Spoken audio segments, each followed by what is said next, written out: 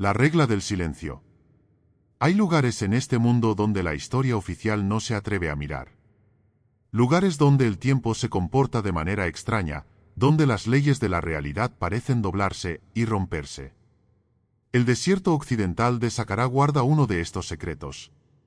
A 300 kilómetros de El Cairo, enterrado bajo siglos de arena y olvido deliberado, se alza una estructura que no debería existir. Los mapas oficiales no la registran. Los arqueólogos no la mencionan en sus informes. Y aquellos que la conocen han aprendido a callar. Los beduinos de la región la llaman Beit al-Sat, la casa del silencio. Durante generaciones, han transmitido una advertencia que sus hijos aprenden antes que sus propios nombres.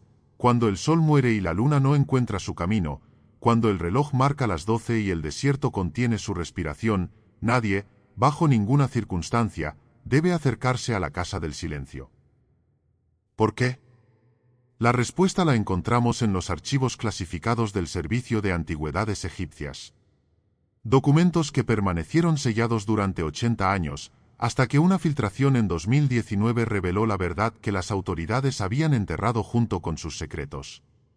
En 1943, durante la Segunda Guerra Mundial, una expedición secreta germano-egipcia descubrió las ruinas. No buscaban tesoros ni conocimiento arqueológico. Buscaban algo mucho más peligroso: poder. El poder de una civilización que existió antes que la nuestra, antes que los faraones, antes que la propia memoria humana. Lo que encontraron cambió para siempre la comprensión de lo que significa estar vivo. El informe oficial, redactado por el Dr. Heinrich Kessler, jefe de la expedición, contiene una anotación final que helaría la sangre de cualquiera que la leyese. Hemos encontrado la puerta. Pero la puerta también nos ha encontrado a nosotros. Quien lea estas líneas debe saber, algunos conocimientos tienen precio. Y ese precio es dejar de ser humano. 3 días después de escribir estas palabras, Kessler desapareció. Su cuerpo nunca fue hallado. Sus hombres afirmaron que había entrado en el templo a medianoche para realizar una última verificación. A las 12:01, sus gritos se escucharon durante exactamente 1 minuto. Luego, silencio. Cuando amaneció, no había rastro de él. Ni huellas en la arena. Ni signos de lucha. Ni sangre. Solo una grabación en su equipo de registro, que contenía su voz susurrando algo en un idioma que ningún lingüista ha logrado identificar. Un idioma que, según los análisis fonéticos, no podría ser producido por cuerdas vocales humanas. Esta es la historia que nunca debió contarse. La historia de aquellos que cruzaron la línea entre lo conocido y lo incognoscible, entre lo que somos y lo que podríamos llegar a ser, si estuviésemos dispuestos a pagar el precio. Pero antes de continuar, debo hacerte una advertencia. Una advertencia que me hicieron a mí cuando comencé esta investigación. Hay secretos que solo pueden ser contados si alguien está dispuesto a escucharlos. Si sientes que este mensaje era para ti, si algo en tu interior te impulsa a seguir adelante, entonces únete a quienes no temen saber lo que está enterrado. Porque el templo sabe que estás viendo esto. Ahmed el-Tabari era considerado el mejor arqueólogo de su generación. Doctorado en Harvard, especialista en civilizaciones predinásticas, había dedicado su vida a descifrar los misterios del Egipto más antiguo. En 1987, a los 42 años, recibió una propuesta que cambiaría su destino para siempre. Un coleccionista privado, cuya identidad permanece oculta hasta el día de hoy, le ofreció una cantidad astronómica de dinero para investigar unas ruinas específicas en el desierto occidental. Le entregó coordenadas precisas, fotografías aéreas y una condición inquietante: debía trabajar completamente solo, sin ayudantes, sin supervisión oficial, y debía entregar un informe detallado en un plazo de 3 meses. El diario de el-Tabari, encontrado 2 años después en una tienda de campaña abandonada, revela una transformación aterradora.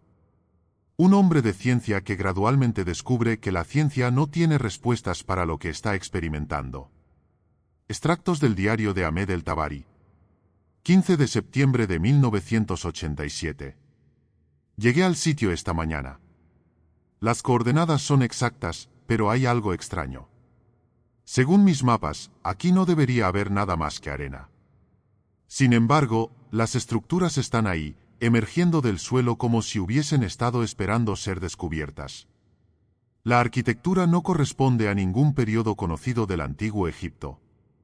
Los bloques de piedra están cortados con una precisión que rivaliza con la tecnología moderna, pero los grabados son anteriores a los jeroglíficos. Mucho más antiguos. 18 de septiembre de 1987. He encontrado la entrada principal. Es un corredor que desciende en ángulo hacia las profundidades. Las paredes están cubiertas de símbolos que cambian según la hora del día. Por la mañana, representan figuras humanas en actitudes de adoración. Al mediodía, muestran criaturas que no puedo identificar. Por la noche es mejor no mirar. 22 de septiembre de 1987. Algo está mal con mi equipo. Las cámaras se estropean al enfocar ciertas secciones del templo. Los grabadores captan sonidos que no existen. Anoche, al reproducir la grabación del día, escuché mi propia voz hablando en un idioma que no conozco. No recuerdo haber pronunciado esas palabras. 28 de septiembre de 1987. He descifrado parcialmente las inscripciones de la entrada. Hablan de hilos que vinieron antes, de una raza que habitaba este mundo cuando la humanidad aún no había aprendido a caminar erguida. Mencionan un ritual, algo llamado la apertura del último umbral. Según los textos, este ritual permite el contacto directo con aquellos que esperan en el silencio. 3 de octubre de 1987. No puedo dormir. Cada noche, a las 12 en punto, escucho movimientos en el interior del templo.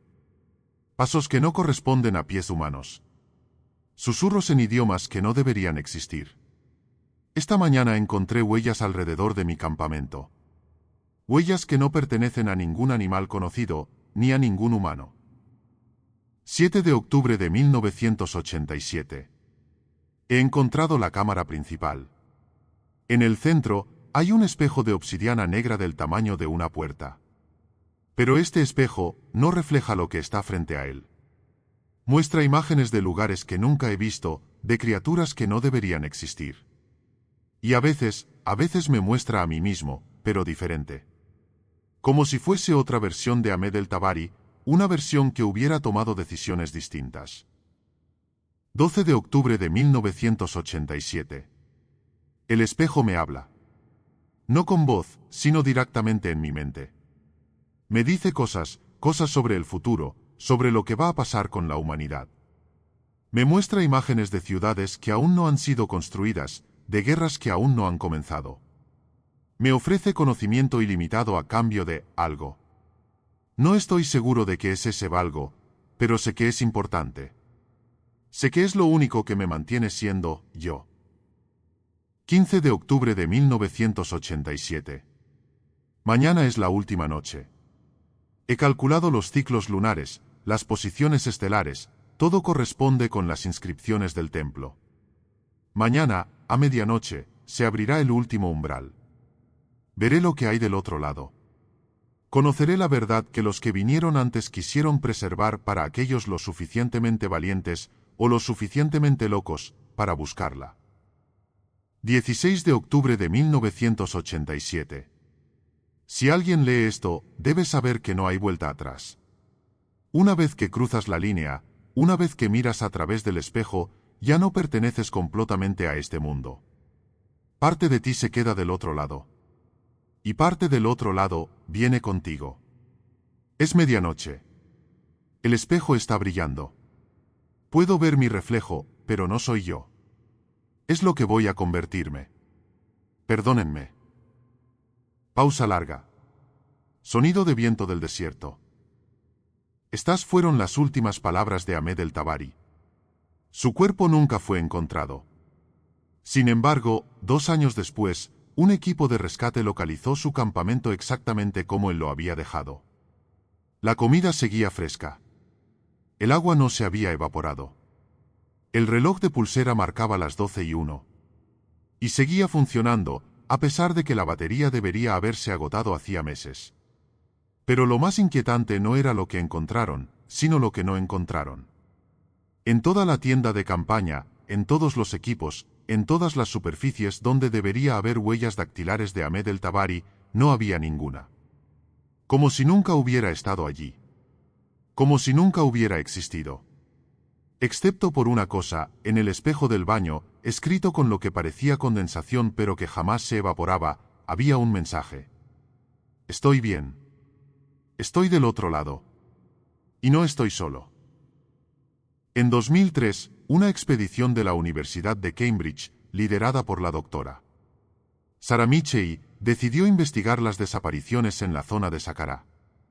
Equipados con la tecnología más avanzada de la época, cámaras de visión nocturna, sensores de movimiento y equipos de comunicación satelital, se propusieron resolver de una vez por todas el misterio del templo perdido. Durante 6 días documentaron meticulosamente cada aspecto de las ruinas. Sus grabaciones, recuperadas 2 semanas después de su desaparición, revelan una progresión aterradora, el gradual deterioro de la realidad tal como la conocemos. Transcripción de audio, día 1, 2 y 30. Doctora Michei, grabación de campo, día 1. Hemos localizado las estructuras mencionadas en los informes previos. La arquitectura es desconcertante. Los ángulos no parecen seguir ninguna geometría conocida. Es como si el edificio hubiera sido diseñado por una mente que comprende el espacio de manera diferente a nosotros. Dr. Williams, Sarah, ven a ver esto. Estos grabados cambian según desde donde los mires. Desde aquí parece un mapa estelar, pero desde allí. Dios mío, parece un diagrama anatómico. Pero no de un humano. De algo diferente. Doctora Michei, ¿estás grabando esto, Chen? Doctor Chen, sí, pero hay interferencias. La cámara capta imágenes que no estamos viendo a simple vista. Mira la pantalla. ¿Sonido de sorpresa colectiva? Doctor Williams, ¿qué demonios es eso? En la cámara aparecen figuras que no están aquí. Doctora Michei, continúa grabando. Esto podría ser un fenómeno electromagnético natural. Hay que documentar todo. Transcripción de audio, día 3, 11 y 47. Doctor Chen, no puedo dormir. ¿Escucháis eso?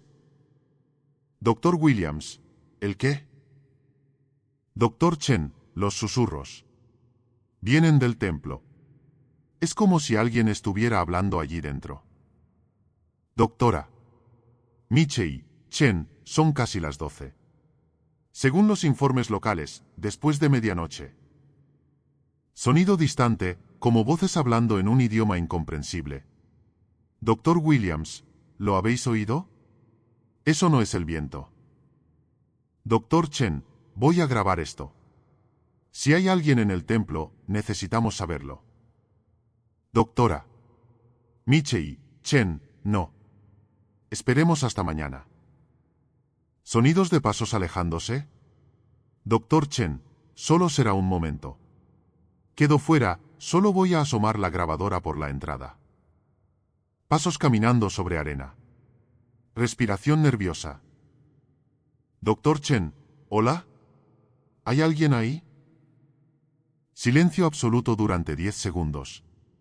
Luego, una voz que susurra claramente, y Chen. Doctor Chen, ¿quién ha dicho mi nombre? La voz susurra de nuevo, más cerca, ven, Chen. Estamos esperándote. Doctor Chen, Sarah. Sarah. ¿Escucháis esto?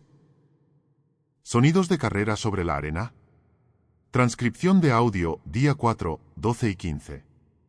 Doctora Michei, Chen, ¿dónde estás?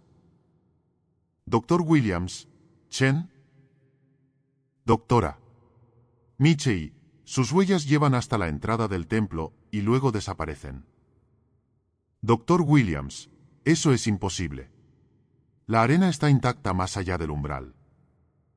Doctora Michei, hay algo más. Su grabadora está aquí, pero escucha esto. Reproducción de grabación dentro de la grabación. La voz de Chen, pero distorsionada, antinatural emoticono cara sonriente. Voz de Chen, Sara. William, no busquéis más. Estoy donde necesito estar. El templo me ha aceptado. Y vosotros sois los siguientes. Final abrupto de la grabación. Transcripción de audio, día 6, 11:58.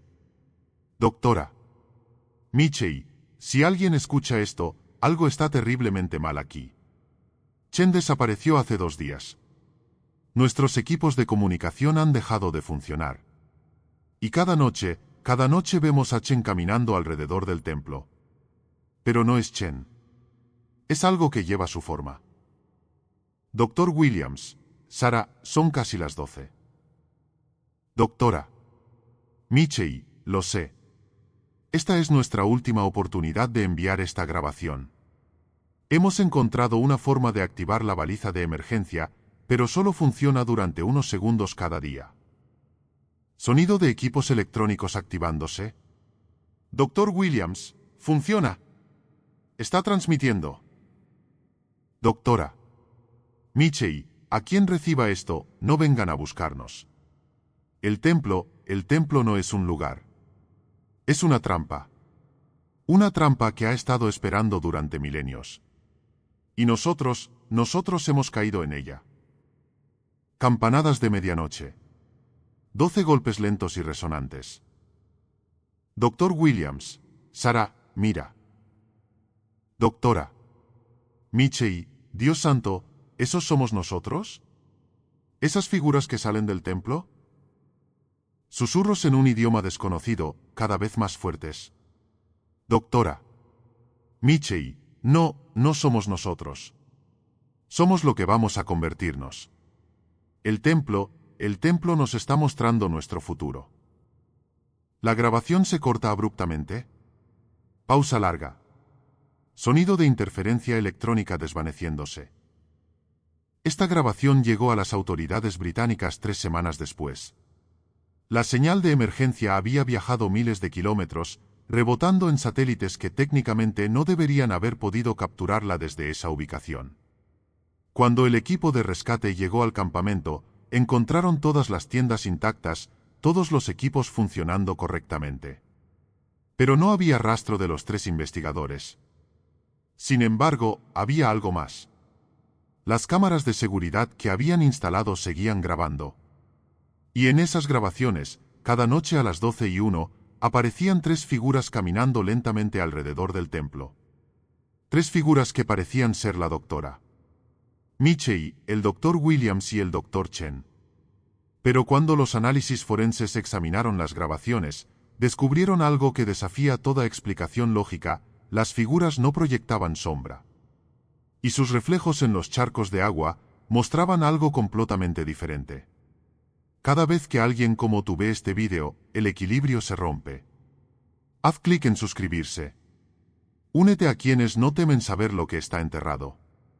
Porque el templo sabe que estás viendo esto. Hay objetos en este mundo que no deberían existir. Artefactos que desafían no solo nuestro entendimiento de la física, sino nuestra comprensión de lo que significa ser real. El espejo de obsidiana del templo de Saqqara es uno de ellos. Según los fragmentos de texto jeroglífico encontrados en las paredes exteriores, este espejo fue creado por una civilización que existía en la Tierra mucho antes de que el hombre aprendiera a usar herramientas. Los textos lo llaman Merka, que puede traducirse como el que muestra lo que no es. Pero esa traducción, según el doctor Youssef al-Masri, el único egiptólogo que ha estudiado estos textos en profundidad, es inexacta.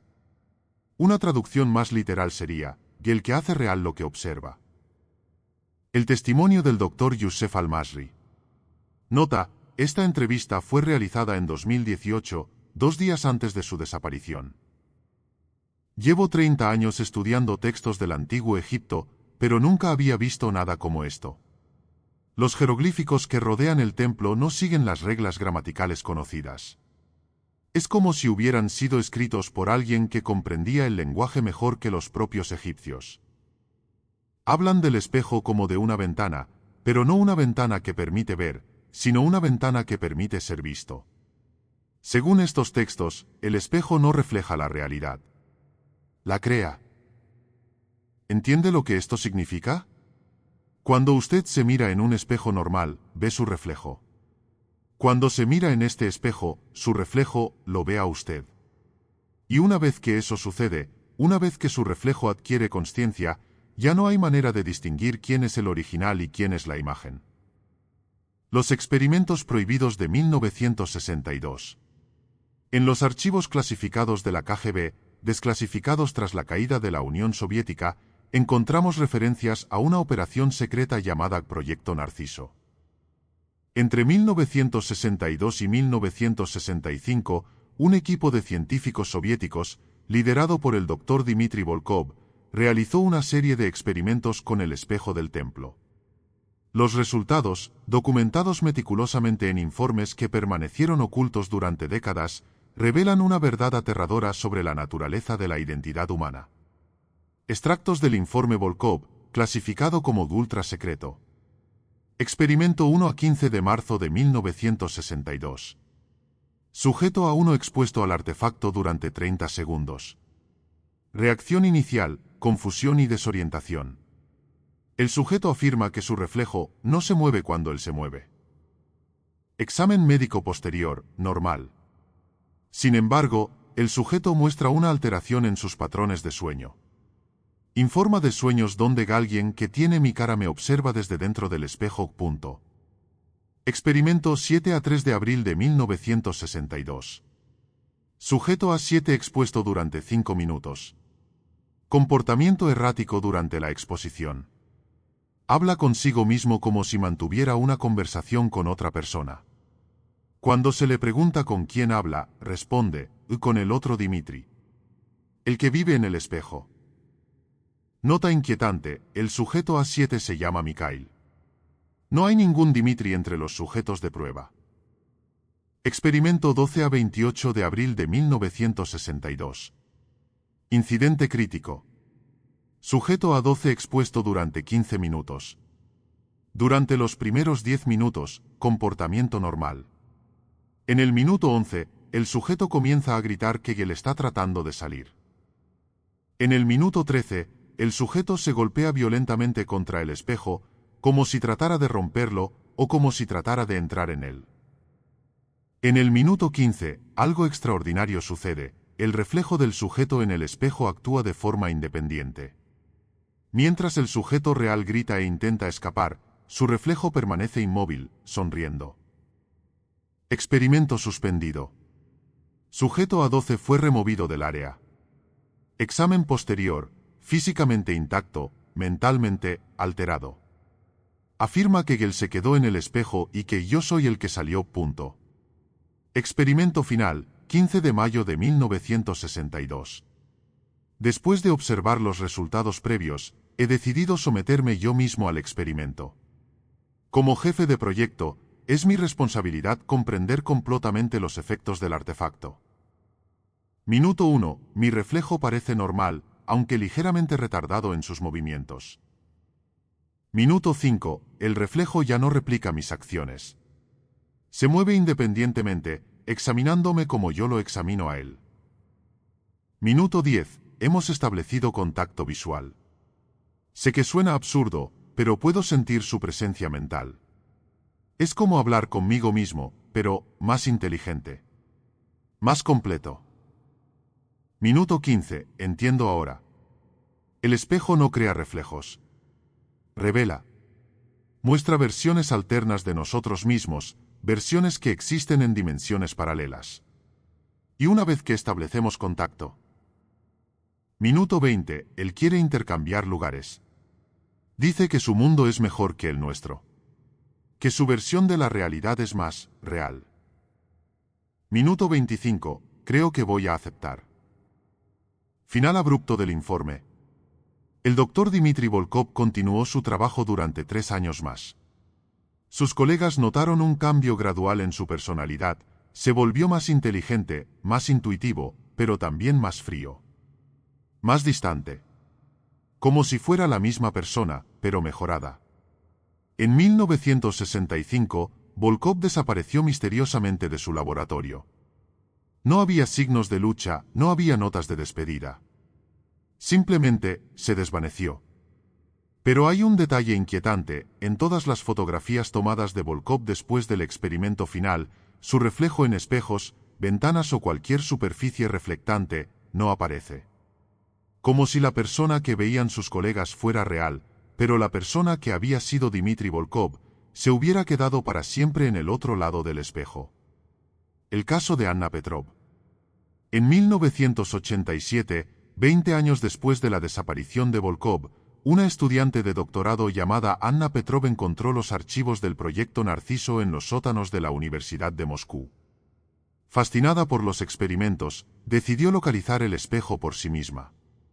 Su diario, encontrado en su apartamento después de su desaparición, revela los últimos días de una mujer que se obsesionó con encontrar respuestas, sin darse cuenta de que algunas preguntas es mejor no hacerlas. 12 de septiembre de 1987.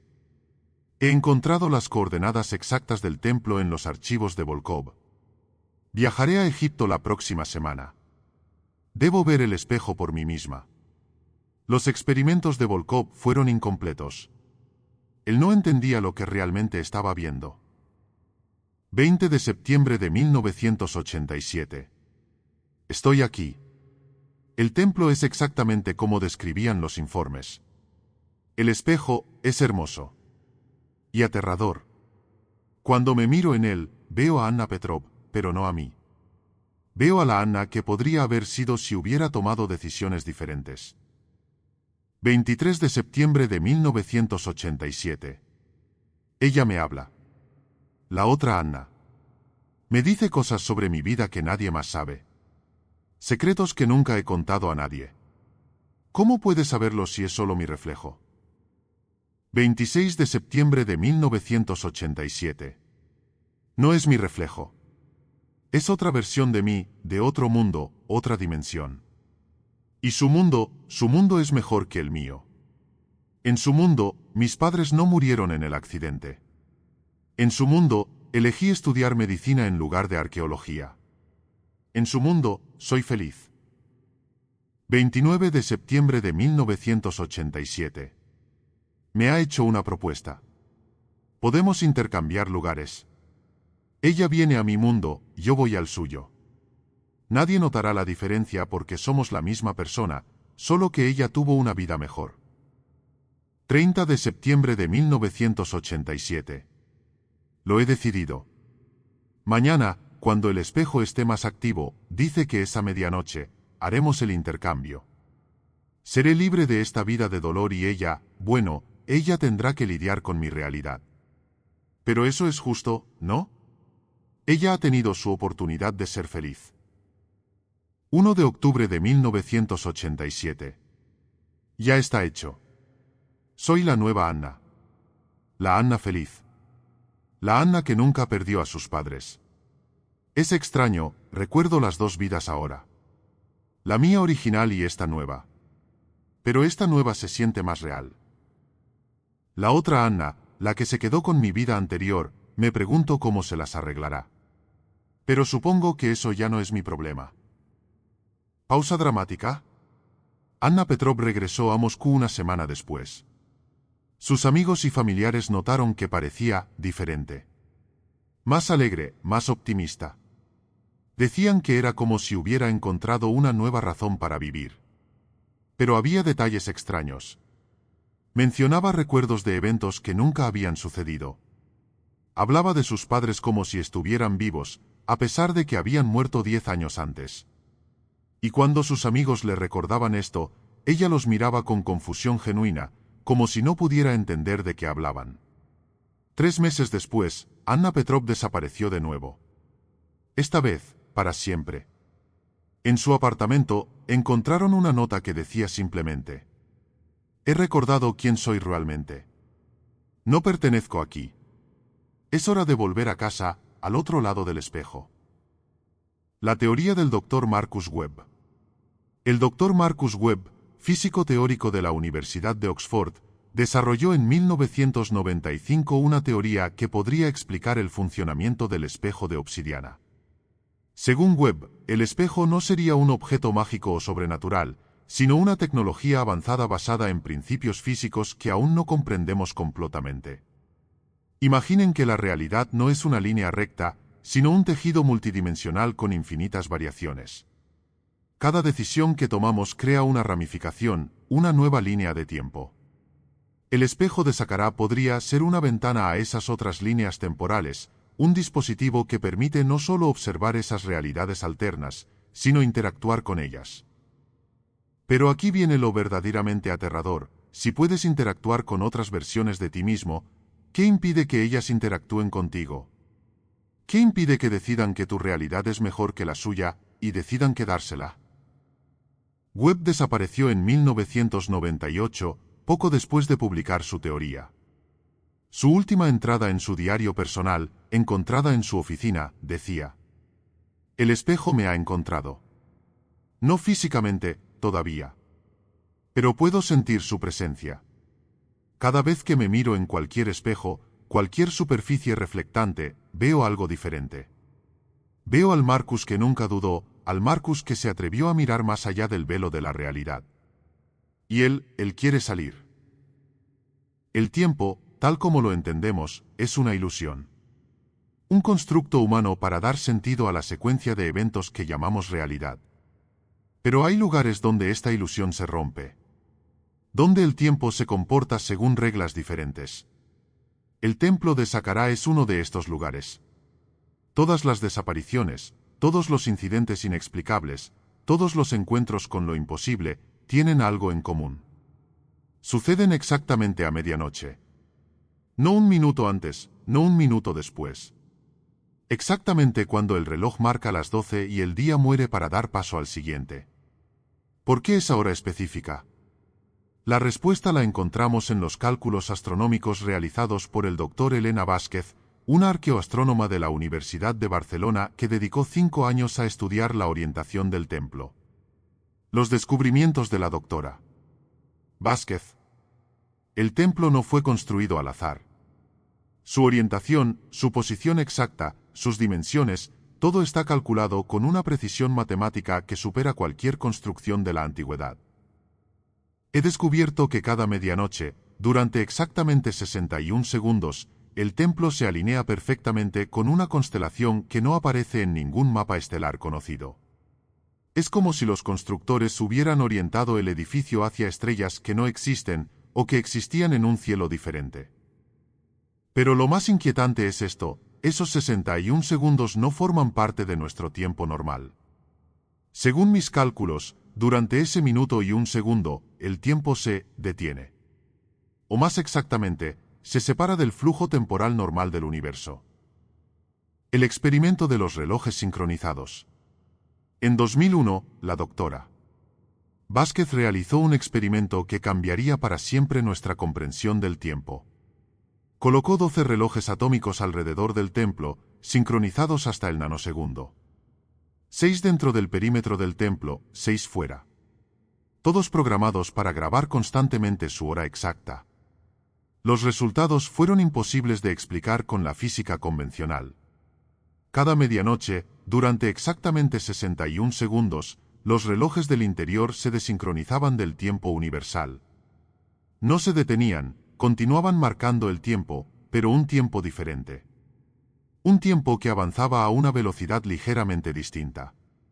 Cuando los 61 segundos terminaban, los relojes se resincronizaban automáticamente, pero mostraban que habían vivido un tiempo ligeramente más largo o más corto que los relojes exteriores. Es como si durante ese minuto, explicó la doctora Vázquez, el templo existiera en una burbuja temporal separada del resto del universo. Y todo lo que sucede durante ese minuto, sucede fuera de nuestra realidad normal. Los testimonios de los supervivientes. A lo largo de los años, ha habido personas que han estado cerca del templo a medianoche y han sobrevivido para contarlo. Sus testimonios, recopilados por investigadores independientes, pintan un cuadro consistente y aterrador de lo que sucede durante esos 61 segundos. Testimonio de Hassan al-Fadil, guía beduino, 1978. Estaba acampando a 1 kilómetro del templo maldito. Mi camello se puso nervioso justo antes de medianoche, como siempre hacen los animales cuando sienten que algo no está bien. Entonces escuché las campanadas, 12 golpes que no venían de ningún lugar, sino del aire mismo. Durante el tiempo que duraron esas campanadas, todo se detuvo. El viento, las estrellas, mi propia respiración. Y entonces vi algo que me heló la sangre, figuras caminando hacia el templo. Docenas de figuras, todas con forma humana, pero vacías. Como si fueran sombras con forma de personas. Cuando terminaron las campanadas, todo volvió a la normalidad. Pero las figuras habían desaparecido. Y sabía, sin lugar a dudas, que habían entrado en el templo. Que habían sido llamadas. Testimonio de Sarah M. Zekenna, turista británica, 1993. Había oído las historias, pero no las creía. Era arqueóloga, una mujer de ciencia. Decidí acampar cerca del templo para demostrar que todos esos rumores eran supersticiones. A las 11:59, mi reloj dejó de funcionar. No solo el mío, todos mis dispositivos electrónicos. Y entonces, silencio absoluto. Un silencio tan completo que podía escuchar los latidos de mi corazón como si fueran tambores. Durante ese minuto, vi al templo cambiar. Las piedras brillaban con una luz que no era luz, una luminiscencia que parecía venir de dentro de la propia roca. Y vi siluetas en las ventanas, siluetas que se movían como si fueran personas caminando en su interior. Cuando todo terminó, cuando mis dispositivos volvieron a funcionar, el templo parecía exactamente igual que antes. Pero sabía que había visto algo real. Algo que no debería existir. Testimonio del Dr. Ahmed Rashid, historiador egipcio, 2005. Fui al templo para desmitificar las leyendas. Como académico, creía que podía explicar racionalmente todos los fenómenos reportados. ¡Qué arrogante fui! Cuando comenzó la hora especial, porque así es como la llaman los beduinos, la hora especial, sentí como si mi alma fuera separada de mi cuerpo. Podía verme a mí mismo desde arriba, acampado junto al templo, pero también podía ver otras versiones de mí mismo. Vi al Ahmed que nunca se había convertido en historiador. Vi al Ahmed que había muerto en un accidente cuando tenía 20 años. Vi al Ahmed que había tenido hijos, al Ahmed que se había mudado a América, al Ahmed que nunca había nacido. Y todos esos Ahmeds me miraban. Como si supieran que yo podía verlos. Como si esperaran que eligiera cuál quería ser. La teoría del tiempo fracturado. El Dr. Jonathan Harwell, especialista en física cuántica, desarrolló lo que él llama la teoría del tiempo fracturado para explicar los fenómenos del templo. Imaginen que el tiempo es como un río. Normalmente, fluye en una sola dirección, llevando consigo todos los eventos en secuencia ordenada. Pero ocasionalmente, hay obstáculos en ese río, lugares donde el agua se arremolina, se divide, se reconecta. El templo de Saqqara podría ser uno de esos obstáculos. Un lugar donde el flujo del tiempo se fractura, creando pequeños remolinos temporales donde diferentes líneas de tiempo se tocan, se mezclan, se intercambian. Durante esos 61 segundos de medianoche, las barreras entre las realidades alternativas se debilitan. Lo que normalmente sería imposible, se vuelve inevitable. Harwell desapareció en 2007, poco después de publicar su teoría. Su última entrada en su blog personal decía: "Creo que he encontrado la manera de medir el tiempo fracturado. Si estoy en lo cierto, podré probar que existen múltiples líneas temporales convergiendo en el templo. Voy a Egipto mañana. Si no regreso, sabrán que tenía razón". El incidente del vuelo 447. En 2010, algo extraordinario sucedió que validó muchas de las teorías sobre el comportamiento temporal del templo. El vuelo 447 de Egyptair, que viajaba de El Cairo a París, reportó un problema de navegación a las 11:45.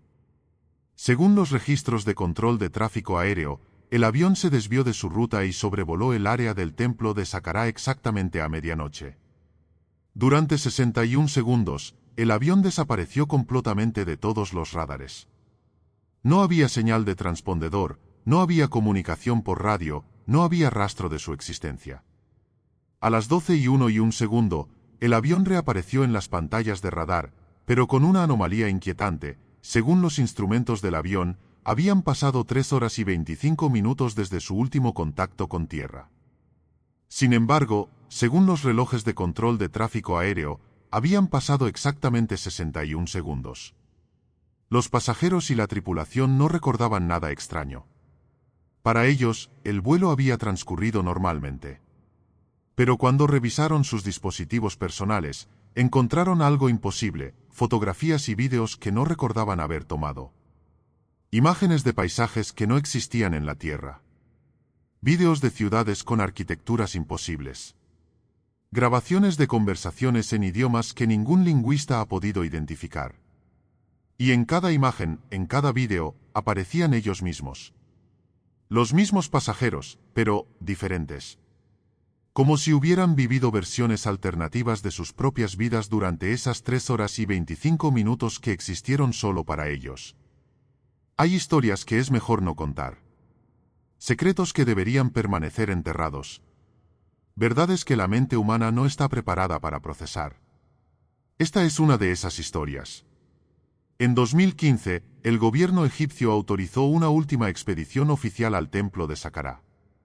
El objetivo era simple: documentar científicamente todos los fenómenos reportados, recopilar evidencia definitiva y, de una vez por todas, cerrar el caso con una explicación racional. La expedición fue liderada por el Dr. Michael Chen, sin relación con el Dr. Chen desaparecido en 2003, un psicólogo especializado en fenómenos paranormales y debunking. Su misión era demostrar que todas las desapariciones y experiencias extrañas tenían explicaciones psicológicas normales: alucinaciones, histeria colectiva, sugestión. El Dr. Chen era conocido por su escepticismo radical. Había desacreditado docenas de supuestos fenómenos sobrenaturales, desde casas embrujadas hasta avistamientos ovni. Si alguien podía resolver el misterio del templo con lógica y ciencia, era él. La expedición duró exactamente 7 días. El informe final del Dr. Chen. Nota: este documento fue encontrado en la tienda del Dr. Chen, escrito completamente a mano. Los análisis grafológicos confirmaron que la escritura pertenecía a Chen, pero mostraba signos de alteración progresiva. Día 1.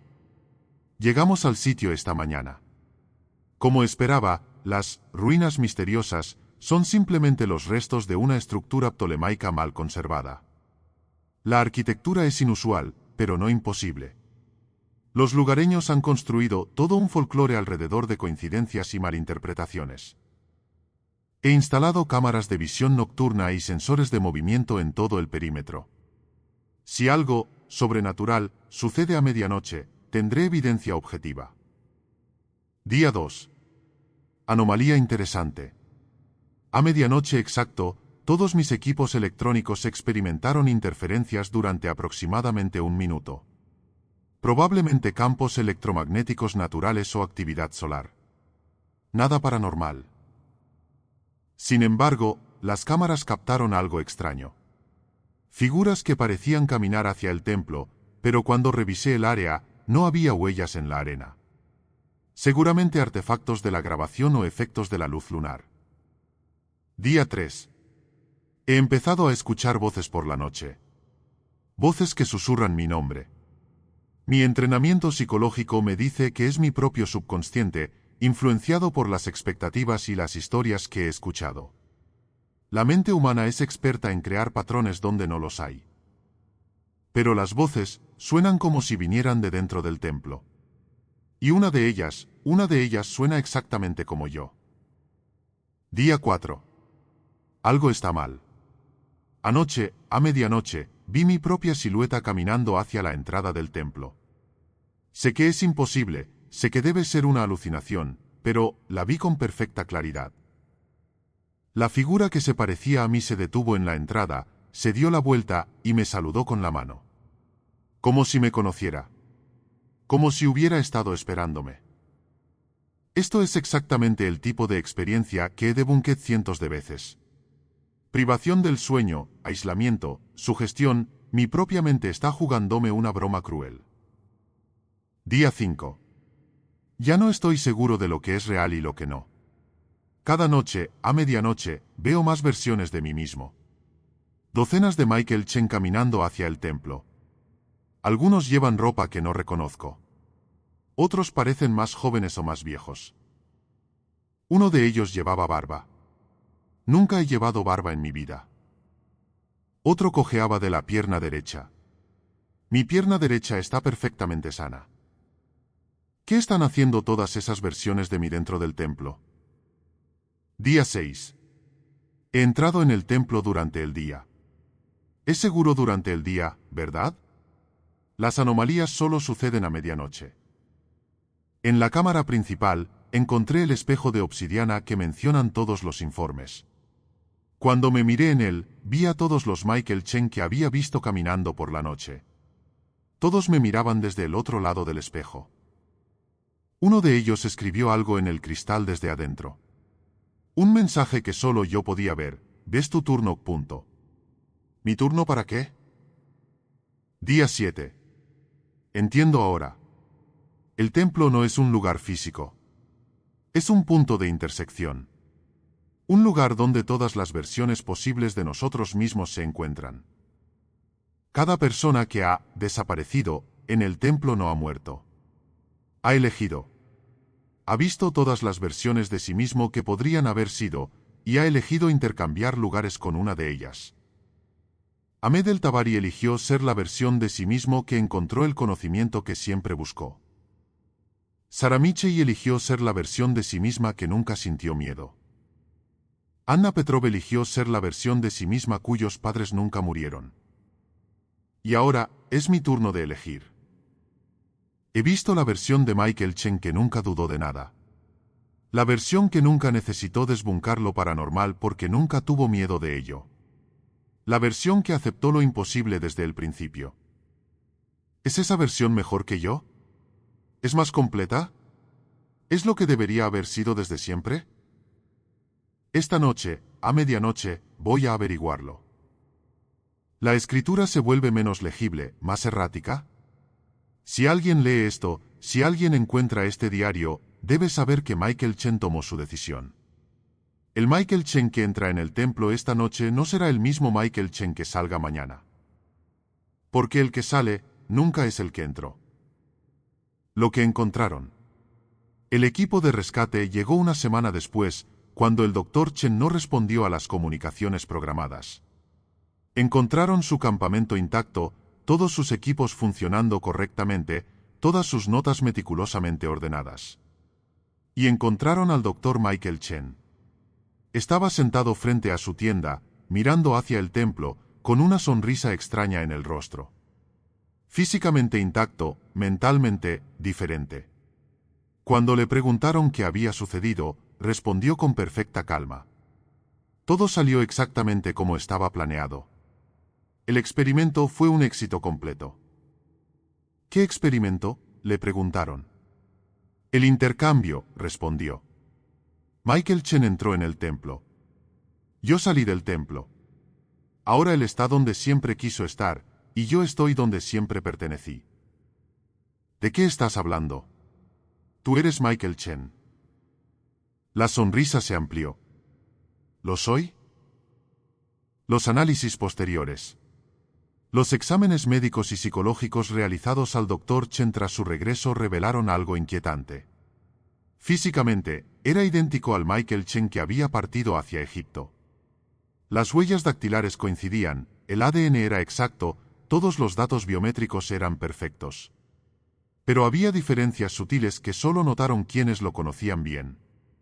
Su esposa informó que ya no le tenía miedo a las arañas, cuando había sido aracnófobo toda su vida. Sus colegas notaron que ahora escribía con la mano derecha, cuando siempre había sido zurdo. Sus padres mencionaron que recordaba eventos de la infancia de manera diferente, como si hubiera vivido una versión ligeramente distinta de su propia vida. Y cuando le preguntaban sobre estas discrepancias, Chen simplemente sonreía y decía: la gente cambia. Las experiencias nos transforman. ¿No es natural que después de algo así, sea un poco diferente? Pero la pregunta que nadie se atrevía a hacer en voz alta era, ¿seguía siendo el mismo Michael Chen? ¿O era otra versión de Michael Chen, una que había tomado el lugar de la original? Y si era otra versión, ¿dónde estaba el Michael Chen original? El mensaje final.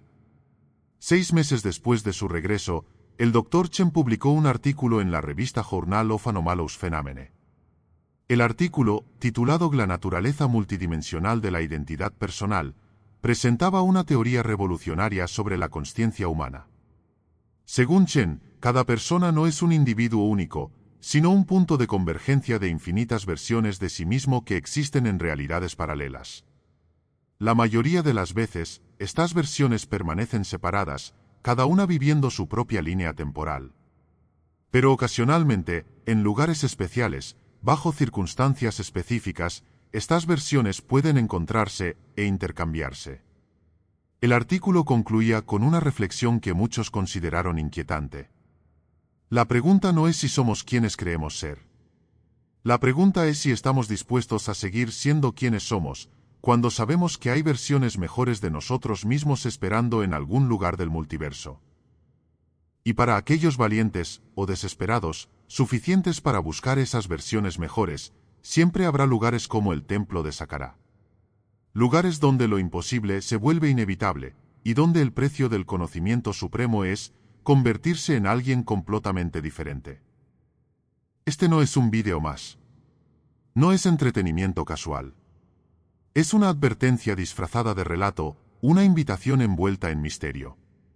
Si has llegado hasta aquí, si has escuchado cada palabra, cada testimonio, cada revelación imposible, es porque algo en ti resuena con estas historias. Algo en tu interior reconoce la verdad detrás de la ficción. Suscríbete. No por entretenimiento, sino porque formas parte de algo más grande. Porque eres de esas personas que no pueden vivir con medias verdades y explicaciones simples. Porque necesitas saber lo que otros prefieren ignorar. Pero recuerda, el conocimiento tiene precio. Y una vez que sabes, no puedes dejar de saber. Sonido de viento del desierto. Pasos sobre arena. Una respiración que se hace más pesada. Has llegado al final. O tal vez, al principio. Durante los últimos 60 minutos, has escuchado testimonios, evidencias, teorías. Has conocido a personas que buscaron respuestas y encontraron mucho más de lo que esperaban. Has visto cómo la realidad se desdibuja cuando uno se atreve a mirar más allá del velo de lo conocido. Pero hay una última verdad que debo revelar. Una verdad que cambiará la manera en que percibes no solo esta historia, sino tu propia existencia. El Templo de Saqqara no es el único lugar en el mundo donde ocurren estos fenómenos. Hay cientos de sitios similares, esparcidos por todos los continentes, esperando en silencio a aquellos que tienen el valor o la desesperación necesarios para encontrarlos. Y cada uno de estos lugares tiene algo en común, solo aparecen ante quienes realmente los necesitan. ¿Has notado algo extraño mientras escuchabas esta historia? ¿Has sentido que las palabras eran específicamente para ti? ¿Has tenido la sensación de que alguien te estaba hablando directamente, como si conociera tus miedos más profundos, tus deseos más secretos? No es casualidad. El Templo de Saqqara, los espejos dimensionales, los intercambios de identidad, todo esto no son solo historias del pasado. Son invitaciones del presente. Cada persona que ha escuchado este relato hasta el final, cada mente que ha resonado con estas palabras imposibles, ha sido seleccionada. Porque el templo no solo está en Egipto. El templo está donde necesita estar. Puede ser un edificio abandonado en tu ciudad. Puede ser un espejo antiguo en tu casa. Puede ser esa puerta que nunca habías notado antes, pero que ahora no puedes dejar de ver. Y si eres una de esas personas, si sientes que estas palabras fueron escritas específicamente para ti, entonces presta atención a los próximos días. Presta atención a los espejos. Presta atención a la medianoche. Porque tal vez, solo tal vez, el templo ya te ha encontrado. La elección final. Ahmed el-Tabari eligió el conocimiento por encima de la seguridad.